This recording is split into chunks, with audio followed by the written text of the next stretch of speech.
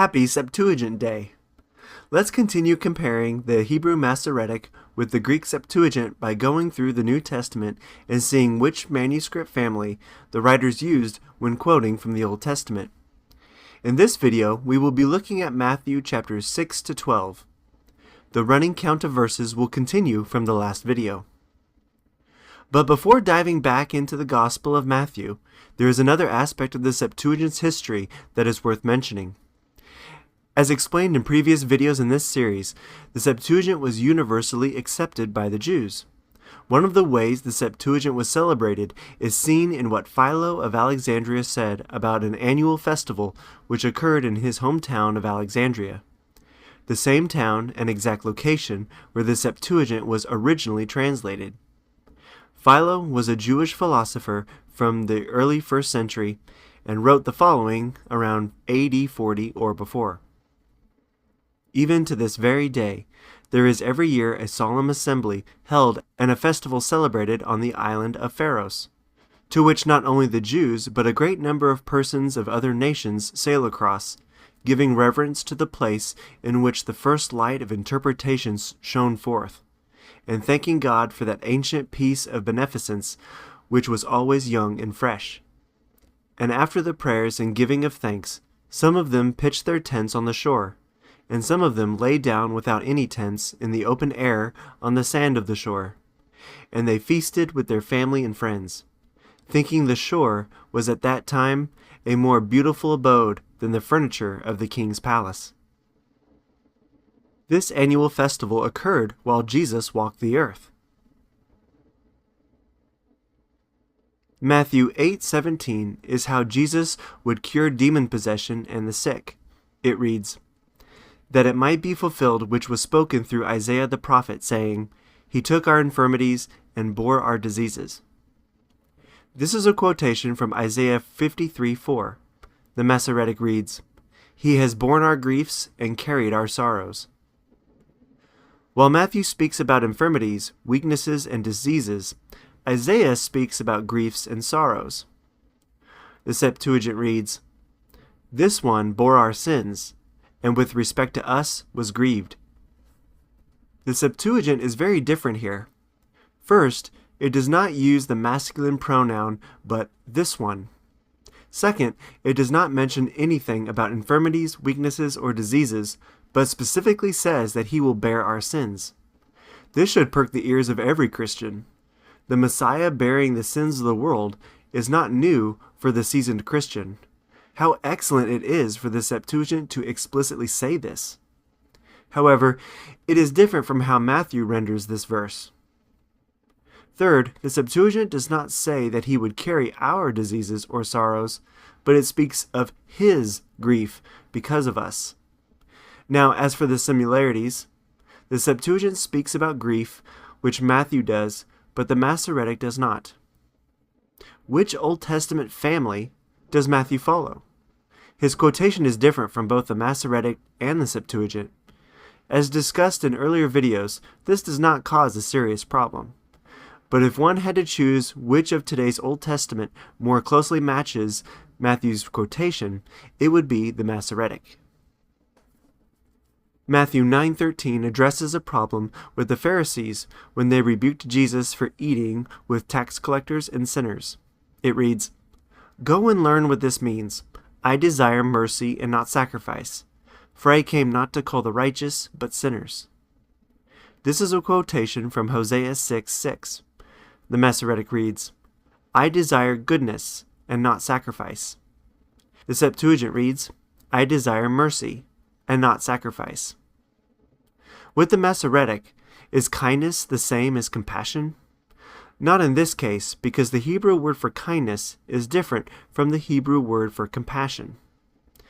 On the Greek side, Matthew uses the exact same word as the Septuagint. In fact, Matthew's quotation is letter for letter from the Septuagint. He is following the Septuagint.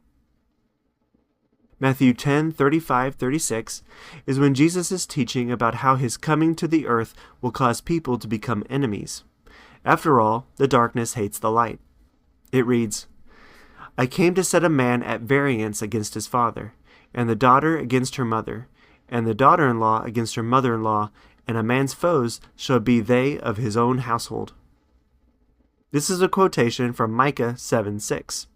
The Masoretic reads, "The son dishonors the father, the daughter rises up against her mother, the daughter-in-law against her mother-in-law. A man's enemies are the men of his own house." The Septuagint reads, "A son disgraces a father, a daughter rises up over her mother, a bride over her mother-in-law. A man's adversaries are all the men in his house."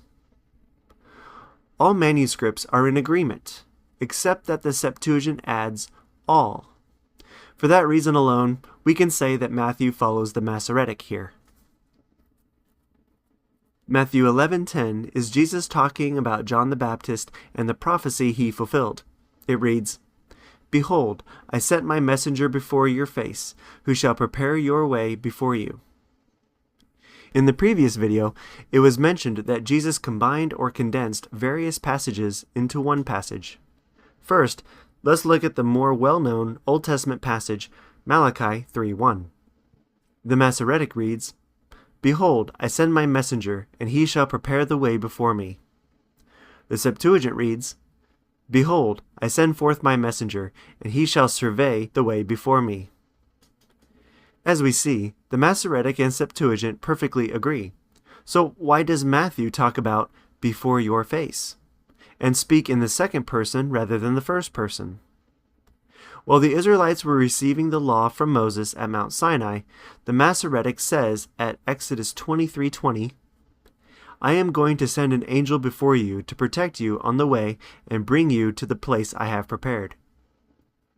The Septuagint reads, "Behold, I send out my messenger prior to your face, in order that he guards you in the way. In that manner he will introduce you into the very land which I prepare for you." Let's compare these two Old Testament verses and their languages to Matthew. The first difference is Matthew's mention of face, which is only found in the Septuagint's Exodus 23:20. The second difference is that this messenger will prepare the way. This is not found in Exodus 23:20, but in both the Hebrew and Greek in Malachi 3:1. So the Hebrew and Greek agree about the preparation and reading from Malachi. Prepare for who? Matthew speaks in the second person, which is not found in Malachi. So the Hebrew and Greek agree when reading from Exodus. The best explanation of what is happening here is that Jesus is combining and condensing two Old Testament prophecies, one from Exodus and one from Malachi. But are there differences between the Hebrew and the Greek? The only significant difference is the mention of "your face," which only appears in Exodus 23:20 in the Septuagint. If someone had to choose which manuscript family Matthew used, it would be the Septuagint. In Matthew 11:23, Jesus is condemning Chorazin and Capernaum for their unbelief. He said, "You, Capernaum, shall you be exalted unto heaven? You shall go down unto Hades." Jesus is combining and condensing Isaiah chapter 14, 13, and 15. He doesn't quote from verse 13 about being exalted unto heaven, but obviously refers to it. Jesus does quote verse 15. The Masoretic reads, "You shall be brought down to Sheol." The Septuagint reads, "You shall descend into Hades." The words for "be brought down" and "descend" are the same between the languages. Same with Hades and Sheol. All the readings agree. We have looked at 20 verses thus far. 2 verses were found in neither. 8 verses were found in both. 6 verses agreed with the Septuagint, and 4 verses agreed with the Masoretic. What could we conclude at this point? We see that, usually, the Masoretic and the Septuagint agree. We see that the number of times they disagree is more than the number of times they agree. But we haven't learned anything conclusive on whether the Masoretic or Septuagint is the more reliable Old Testament. So, let's continue. In Matthew 11:29, Jesus is saying that his way is easier than the way of the world and rejection of him. He said, "Take my yoke upon you and learn from me, for I am meek and lowly in heart, and you shall find rest unto your souls." Finding rest for your souls is a quotation from Jeremiah 6:16. The Masoretic reads, "You shall find rest for your souls." The Septuagint reads, "And you shall find purification for your souls." The Septuagint has the exact same words as what Matthew records, except instead of rest, the Septuagint reads purification. For this reason, Jesus and Matthew follow the Masoretic. Matthew 12:7 is a time when Jesus put the Pharisees in their place. He told them, "If you had known what this means, 'I desire mercy and not sacrifice,' you would not have condemned the guiltless." This is a quotation from Hosea 6:6. Matthew already quoted from Hosea 6:6 back in Matthew 9:13. He is following the Septuagint. Matthew 12:18-21 is a direct prophecy from Isaiah. It reads, "Behold, my servant whom I have chosen, my beloved in whom my soul is well pleased. I will put my spirit on him, and he shall declare judgment to the Gentiles. He shall not strive or cry aloud, neither shall any one hear his voice on the streets. A bruised reed he shall not break, and smoking flax he shall not quench, till he send forth judgment unto victory. And in his name shall the Gentiles hope." This is a prophecy from Isaiah 42:1-4. The Masoretic reads, "Behold my servant, whom I uphold, my chosen, in whom my soul delights. I have put my spirit upon him. He will bring forth justice to the Gentiles. He will not cry, nor lift up his voice, nor cause it to be heard in the street. A bruised reed he will not break, and a dimly burning wick he will not quench. He will bring forth justice in truth, and the isles shall wait for his law." Before moving on, let's look at some differences. Matthew says chosen and my beloved. The Masoretic says uphold or help and my chosen. Matthew says unto victory. The Masoretic says in truth. Matthew says, "In his name shall the Gentiles hope." The Masoretic says, "The isles shall wait for his law." The Septuagint reads, "Jacob is my servant, I will help him. Israel is my chosen, my soul has accepted him. I have put my spirit upon him, he shall bring forth judgment to the Gentiles. He shall not cry, nor lift up his voice, nor shall his voice be heard without. A bruised reed he shall not break, and smoking flax shall he not quench, but he shall bring forth judgment to truth. And in his name shall the Gentiles trust." Let's look at the differences between this and Matthew. Matthew says, "Behold." The Septuagint says, "Jacob." Matthew says, "Chosen and my beloved." The Septuagint says, "Help," and "Israel is my chosen." Notice the Masoretic and Septuagint agree in help and uphold. Matthew says streets. Septuagint says without, meaning outside. Matthew says unto victory. The Septuagint says to truth, which the Masoretic does also. Though Brenton's translation says Gentiles trust, it is the exact same Greek word used in Matthew. Brenton should have translated it as Gentiles hope. We sure have looked at a lot of differences here. We are looking at a total of 4 verses. When looking at the first 3 verses, it seems that Matthew follows the Masoretic. This is seen in the Septuagint's Jacob, Israel, and without. And there are those places where the Masoretic and Septuagint disagree with Matthew. These are uphold and help versus chosen, chosen versus beloved, and truth versus victory. In the first 3 verses, the Masoretic has more in line with Matthew than the Septuagint. By far, the most significant difference is the 4th verse. Matthew and the Septuagint perfectly agree, letter for letter, except where Matthew says in and the Septuagint says upon. So, regarding the 4th verse of this passage, the Masoretic doesn't even come close. Matthew certainly follows the Septuagint regarding the Gentiles hoping in Christ's name. Because of everything we have analyzed, we need to split this passage into two quotations, one for the first 3 verses and one for the 4th verse. Matthew follows the Masoretic for the first part and the Septuagint for the second part.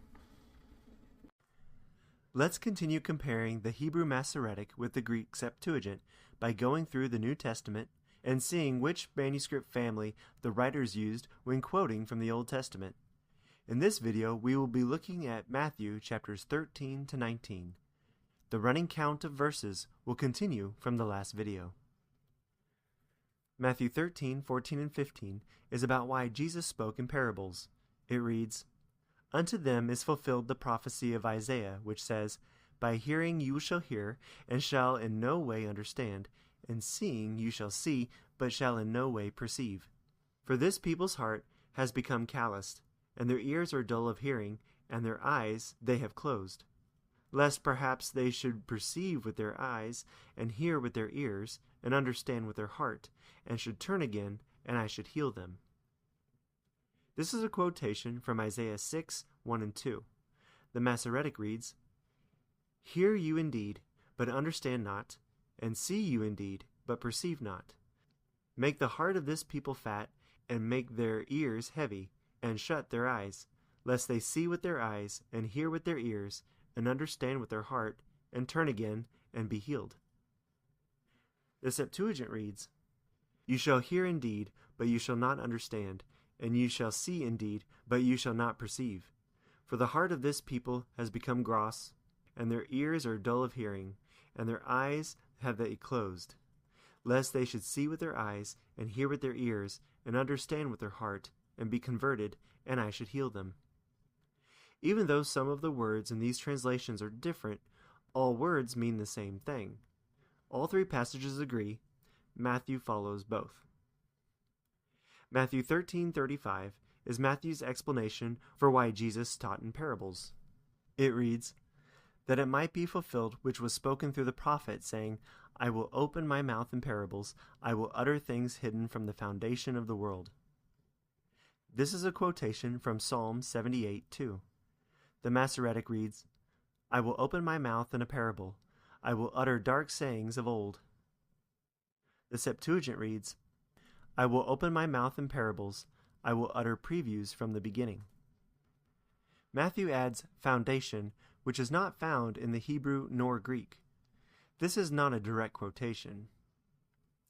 And what things did Jesus utter? Matthew says hidden things. The Masoretic says puzzles. The Septuagint says previews, which is a literal translation, but can also be translated riddles. It appears that the Masoretic and the Septuagint have the same readings, and Matthew is loosely translating either of them. So Matthew is following both. Matthew 15:4 is when Jesus accuses the Pharisees and scribes for violating the 5th commandment. It reads, "For God said, Honor your father and your mother, and he that speaks evil of father or mother, let him die the death." Jesus is quoting 2 passages. The first is from Exodus 20, verse 12, and Deuteronomy 5:16, and the second is from Exodus 21:17. The Masoretic reads, "Honor your father and mother. He that curses his father or his mother shall surely be put to death." In the Septuagint, Exodus 21, verses 16 and 17 are switched. What this does is places the 2 verses about how to treat father and mother next to each other. The Septuagint reads, "Honor your father and your mother. He that reviles his father or his mother shall surely die." The ASV rendering in Matthew 15:4 is a literal translation of the Masoretic's Exodus 21:17. Even the ASV translated it differently here. In short, the Masoretic says, "will die the death." And the Greek has the same literal meaning, saying, "the end will be death." Even though Matthew uses the very same Greek words found in the Septuagint, all 3 passages agree. Matthew is following both. Matthew 15:8 and 9 is Jesus' quotation from Isaiah about those who negate God's word because of their traditions. It reads, "This people honor me with their lips, but their heart is far from me. In vain do they worship me, teaching doctrines, the precepts of men." This is a quotation from Isaiah 29:13. The Masoretic reads, "Forasmuch as this people draw near, and with their mouth and with their lips do honor me, but have removed their heart far from me, and their fear of me is a commandment of men which has been taught." The Septuagint reads, "This people draw near to me with their mouth, and they honor me with their lips, but their heart is far from me. But in vain do they worship me, teaching the commandments and doctrines of men." The first half of the quotation is the same between the manuscripts. Though the second half has the same message, the words are very different. Without too much analysis, it is clearly seen that Jesus quoted from the Septuagint. Matthew 16:27 is Jesus speaking about his second coming and what he will do. It reads, "Then shall he render unto every man according to his deeds." This is a quotation from Psalm 62:12 and Proverbs 24:12. The Masoretic reads, "You render every man according to his work. Shall not he render to every man according to his work?" The Septuagint reads, "You will recompense every one according to his works." He renders every man according to his works. It doesn't come out in the translations, but the last word is different. In Matthew and the Masoretic, the word should be translated actions. In the Septuagint, it should be translated works. This is true for both the verse from Psalms and the verse from Proverbs.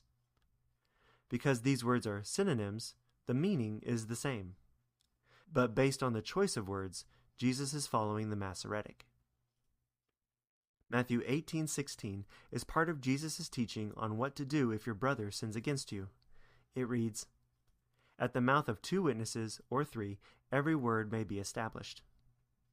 This is a quotation from Deuteronomy 19:15. The Masoretic reads, "At the mouth of 2 witnesses or at the mouth of 3 witnesses shall a matter be established." The Septuagint reads, "By the mouth of 2 witnesses or by the mouth of 3 witnesses shall every word be established."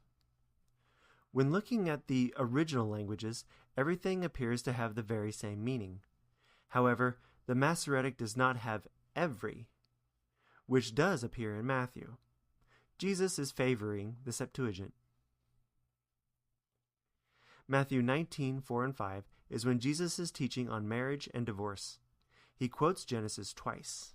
It reads, "Have you not read that he who made them from the beginning made them male and female? And said, For this cause shall a man leave his father and mother, and shall cleave to his wife, and the two shall become one flesh." The first quotation is from Genesis 1:27. There is no need to read this from Genesis because the Masoretic and the Septuagint are in perfect agreement. The second quotation is from Genesis 2:24.